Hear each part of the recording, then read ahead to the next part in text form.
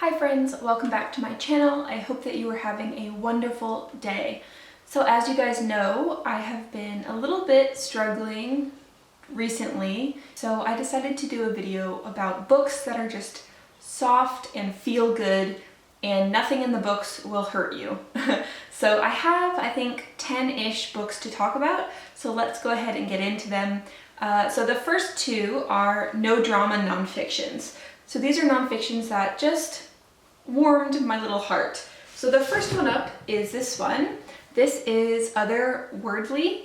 My husband got me this a few years ago, and the author, who is Yee-Lum, and the illustrator is Kelsey Garrity-Riley, they combine to tell you about adorable, interesting, and unique words throughout many, many languages. So inside, it kind of looks like this. This is the illustration style.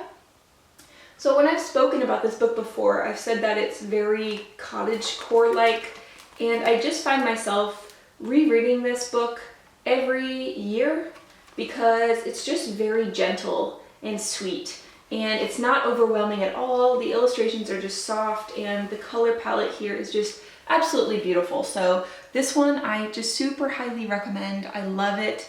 It is one of the rare books that I reread, and it's really, I think, just great if you're looking to pick up something very cozy. And speaking of cozy, the next book I want to talk about is The Little Book of Hygge, The Danish Way to Live Well by Meik Wiking. So this is all about creating a home that's very warm and inviting. I read this a few years ago when we were buying all of our furniture and all of our house goods, and I really took a lot of the things that they said in here to heart. We have candles galore, pillows galore, blankets galore, warm stuff everywhere. We always have candles going. We have lots of plants. So throughout, it's again not overwhelming. It's in little bite-sized chunks like this, and it has beautiful photos and illustrations, recipes, kind of diary entries, and talks with friends, and it's just absolutely a stunning little book to get lost in. The next set of books I want to recommend to you guys are magically sweet. So I have 5 books here that I think are great for readers of any age. So the first one I want to talk about is The Tea Dragon Society by Katie O'Neill. I am a huge Katie O'Neill fangirl, and this is a world where there are tiny cat-sized tea dragons that grow tea leaves along the outside of their body, and you can trim them off and make tea from them. So for instance, there's like a rooibos tea dragon, there's a chamomile tea dragon, and this book is just so gentle. The art style is so wonderful, colorful, rounded edges, and there is a lot of queer representation in here and also disability representation. So I highly recommend it. I also highly recommend the second in the series, which is the Tea Dragon Festival, which deals with a remote village and someone finding a sleeping regular-sized dragon. I have checked both of those out and read them to my niece, and she really, really enjoys them. Another one by Katie O'Neill I have read to my niece is Princess Ever After, which follows a princess in distress, very similar to Rapunzel. She's stuck in a tower, and a princess who has run away from her duty to marry a man comes to save her, and the princesses go off on this adventure together. And there is a lot tackled in this slim little fantasy story. There is discussion of body positivity, queerness, expectations of toxic masculinity. There is just like so much in this story, and I really, really love it. And then I want to recommend one more Katie O'Neill, which is Aquicorn Cove. I haven't had the chance to read it yet because my local libraries don't have it. And this is following a young girl who befriends an aquicorn, which is, I think, kind of like a giant seahorse, which is adorable. And she learns about coral reef ecology, which one of my degrees is in marine biology. So I really think that I would love this book so much, and I hope that I get to read it to my niece.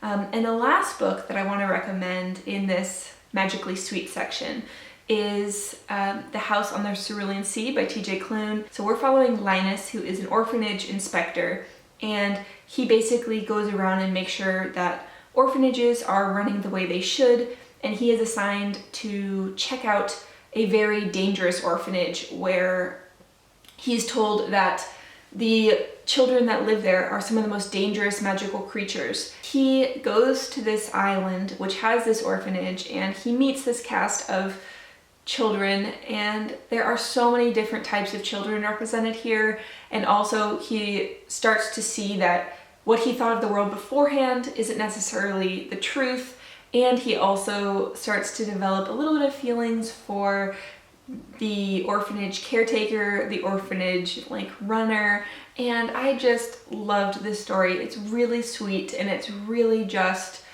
adorable and cozy feeling. So if you like a little bit of magic and the illustrated novels weren't to your taste, I highly recommend this one. And the last section today is the Low-Angst Romance section. So I have 5 that I really loved this year. The first one I want to talk about is Go Deep by Rilzy Adams. So we're following a main character who is an erotic writer, and when she releases her book, the reviews are not good, and they're telling her that she's washed up and she doesn't write good sex scenes, which is a huge problem. So she wants to get back to the bedroom in order to get her spark back, and she decides to ask for the help of her longtime best friend, and it was just really great, and I really recommend it. The next one I want to talk about is another best friends to lovers low-angst romance. This is Marry Me, Tattoos and Temptation #1 by Monroe. This one is following a main character who he is going to attend a wedding, and he finds out that his shitty ex is also attending, but the ex now has a fiance. So he panics, and he basically asks his roommate and best friend if he will sub in as his fake fiance. So this isn't just a fake dating trope, this is a fake fiance trope, which is so good. Basically, the straight roommate goes on this kind of queer crash course where he learns a lot about queer culture and what the main character wants in a partner and in a relationship. I really appreciate the way that the author really spent a lot of time on developing the changing relationship between the 2 main characters. I just loved it with my whole heart, and I can't wait to read the next one. So next up is another long-term friends to lovers, but with a twist. So this is Damaged Goods, Ravenswood #1.5 by Talia Hibbert. And we're following a main character who has fled her abusive husband, and she is pregnant. And so she flees to this seaside town where her family has a house, and she's going to basically stay out the pregnancy there. But also in that town is the boy that she had a crush on, and that I think they dated a little bit, in one of their high school summers. And he's still there, and he decides that he's gonna take care of her because she's all alone and very pregnant. So he cooks for her and checks in on her and makes sure she's okay. And it's just so good. And we are going to stay on the Talia Hibbert train because she's a queen of romance writing. And I'm gonna say Work for It by Talia Hibbert. So in this one, we are following Keynes, who has a bit of an incident. And so he decides that in order to get his head on straight and to work through whatever's going on, he's going to take a vacation in the countryside. So he decides to go to this really quaint town where there is a flower festival and people help with the harvest. So he goes there and he runs into Griffin. He's really great with plants, and he kind of stumbles over his words, and he's really shy around people. I really loved their interactions so much because kind of the city boy is kind of prickly at first, and then the country boy is really sweet and endearing and warm, and it's great. It's really great. Okay, and the last book that I want to recommend for this video is one of my favorite romances of the year, and it just gave me all the warm fuzzy feelings. This is Two Rogues Make a Right by Sebastian. I know that this is #3 in the series. I was a heathen and I read them out of order, so I'm sorry, but also I'm not sorry because this is so good. So we are following Will, who is an ex-sailor who is looking for his best friend who is chronically ill. And when he finds him, he whisks him away to the countryside so that he can help him get better. So the majority of the book is about them spending time in this country cottage and just being so into each other, but so unable to communicate that feeling. And there's so much representation in here. So there is drug addiction recovery, there is chronic illness and chronic pain, and there is queer rep, they're both men, and then also one of the characters isn't sure if he is bisexual or pansexual, it isn't necessarily said, and the other character is somewhere probably on the ace spectrum. Also, it's not said because I don't think they had the terminology at that time, but I just really, really loved this one, and it is very, very quaint, if that is something that you would be looking for. It's just like the perfect pastoral setting.